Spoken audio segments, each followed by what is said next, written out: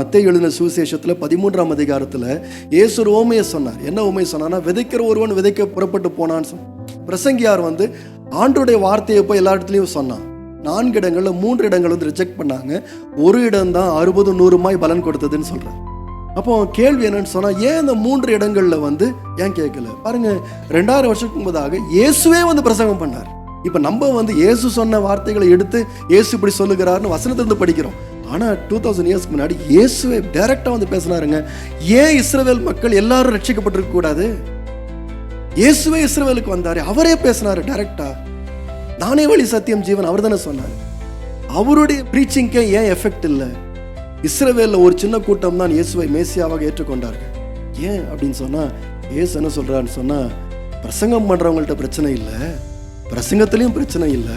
ஒரே ஒரு வசனத்தை மட்டும் அங்கே பார்க்கலாம். மத்தேயு 13:9 வசனத்தை வாசிக்கும் போது, கேட்கிறதற்கு காதுள்ளவன், எல்லாருக்கும் காது இருக்கு, ஆனால் ஒரு சிலருக்கு தான் கேட்கறதுக்கான காது இருக்கு.